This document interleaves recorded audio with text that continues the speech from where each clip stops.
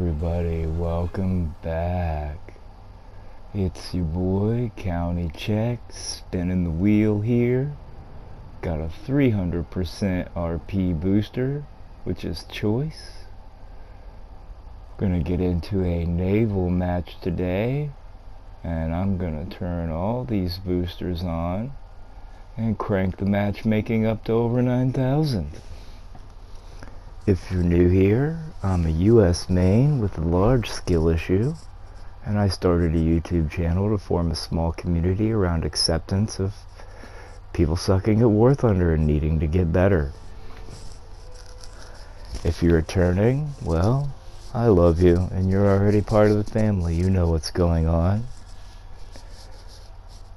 I think this is my first naval video of the new year. I no longer post videos every day. I post them when I feel like it. So, we'll get in here to this match and see what we can make happen. New Zealand Cape. Alright. Oh, okay. Mission is in progress. Okay, there wasn't enough punishment for me in this lobby, so it didn't even load in, and I have to start again. It's odd, this happens to me all the time. I don't know if it's a console thing, a lobby thing, or if it's I activated my boosters and they need to make a rape lobby for me. Go figure. Start out here with the PT-812, all polygons. Jesus, did you see that? That's the unmatched power of the PlayStation 4. It's been heating my room for 15 years. It's also nice for making grilled cheese on. And also, I've got a teammate that's retarded. Bro, quit following me. I'm trying to go. Bots. It's this one thing that got me stuck here now. Literally, and then he's just gonna sit over there and do nothing. Thank you for being useless. Damned bots. It's always the bots that shoot me down when I fly a plane in too. My AI gunners have no aim, but the game's AI gunners, oh man. They're Lee Harvey Oswald, bro. Well, it's very rare that someone flanks around that way, so probably okay to go straight to the point.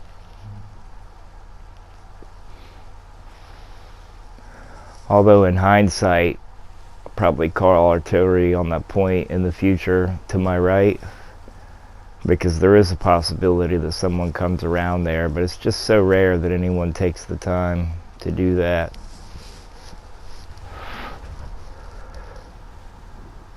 Try to see if I can deter them. I love that artillery sound shooting off in naval. Sounds amazing.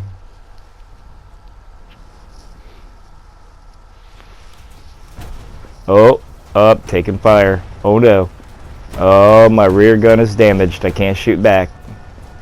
Okay, I'm gonna run into something. I would have already been around the corner if that bot hadn't spun me in a circle. Oh, come on, repair the gun. Okay. Getting shots. Where you at, bot friend? Nope, I'm dead. Okay. And in a PT-200. Nice. Well, so much for stealing a march on the enemy and capping the point down by the coastal spawns. Not gonna happen today.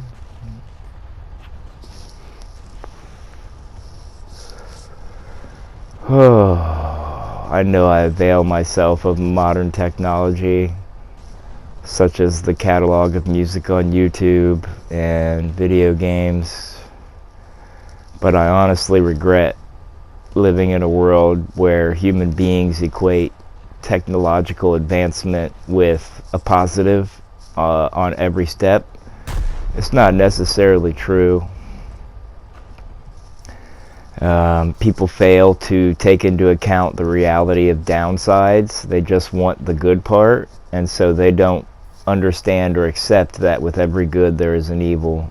It's very yin-yang, the reality of existence, and people will say they understand or adhere to it, but they show repeatedly that they do not actually understand or adhere to it. You know, for every action there's an equal and opposite reaction. Ooh, I'm on fire already, dang it.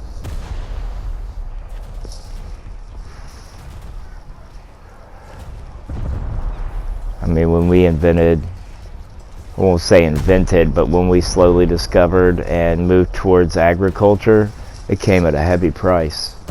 You know, people started finding in the fossil records people with bricked up guts, broken feet, bad backs. We didn't have those problems as hunter-gatherers. Sure, you probably slept balancing on a tree limb and hoping some wild cat wouldn't climb into the tree and eat you while you were asleep, but I'd imagine enough people is kind of a deterrent, and the hunters would probably only take someone from the edge of the group. You know?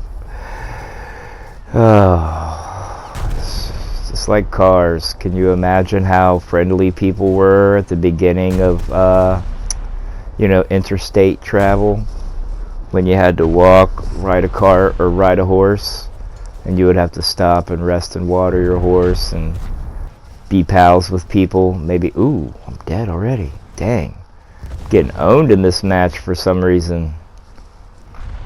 Yeah, now when you get up into cars, it's like you have to look at everybody on the road as an enemy or a threat, instead of looking at them as a potential ally. And that type of thinking just bleeds over into everything else, to where we have a super advanced society now. Oh yeah, the pinnacle of society. Information everywhere, but no one has any of it. No one can verify any of it.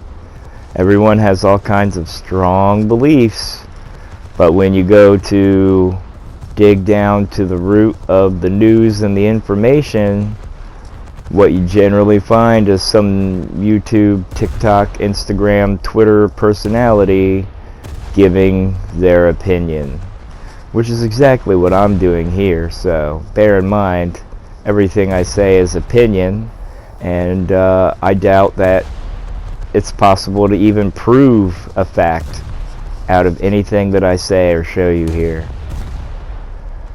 You may be able to prove some facts about the game. Look at me getting shots here.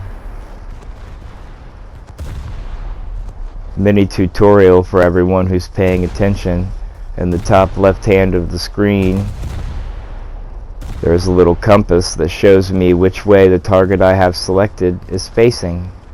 And there's a little red band that tells me whether my shots come over, short, or hit. And then under that is a compass that shows me, I think, my position. I'm not sure what the bottom compass does, actually. If you know, tell me. And when you look at the aiming, you'll see a little caret with numbers under it. Those numbers represent the range that your boat is set to. Your best bet for one of these, or learning to start naval, is to start with coastal, because it's less geometry involved in the shooting, kind of. And after you get some experience, then switch to your first blue water with like a blue water and a coastal ship in the crew, since you can take coastal ships into blue water. Yeah, you can, with the earliest 1.0 boat that has torpedoes, kill some of the largest ships if you hit them with enough torpedoes and they don't have like the super armor against it. If you look on the bottom of the screen, you'll see basically like a menu or a toolbar, and that shows you what shells you're shooting, your smoke, which gun you have selected, whether or not you need to repair, and what your AI gunners are going to target.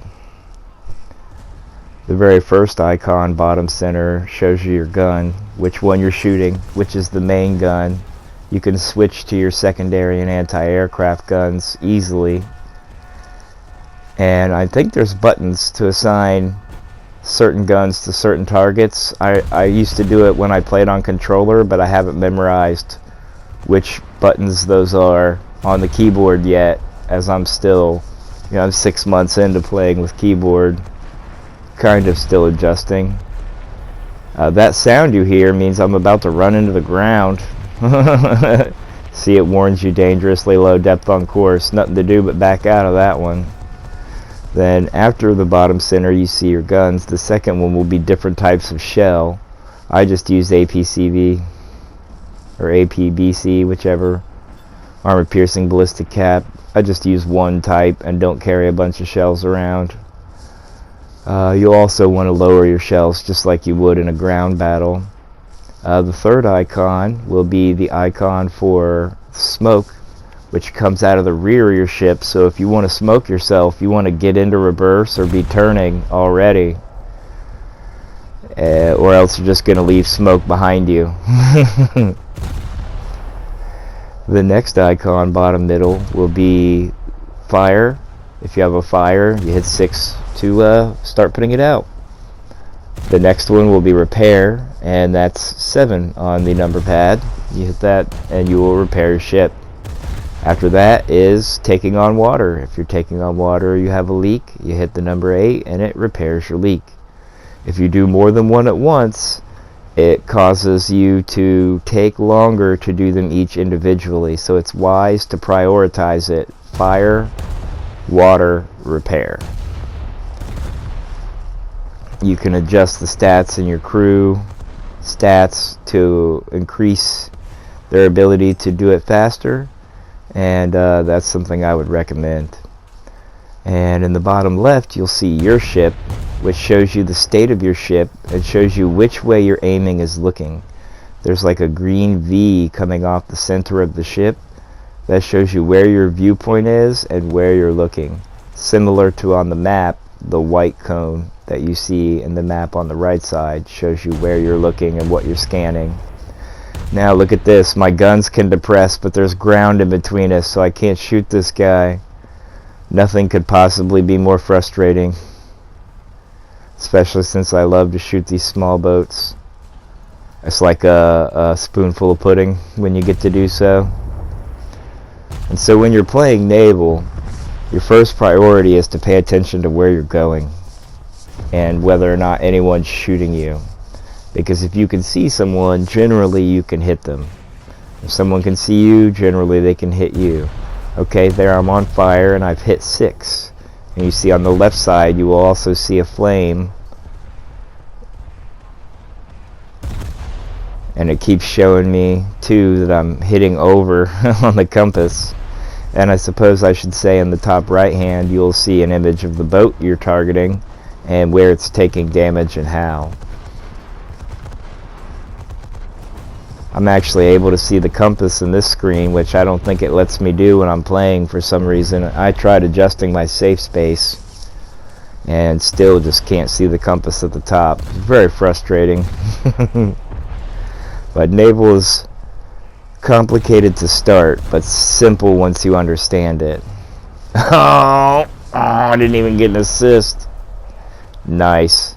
I just wasted a bunch of shells and poisoned everyone in the area with lead for the next 50 years to totally not even get the assist. Life is beautiful, right?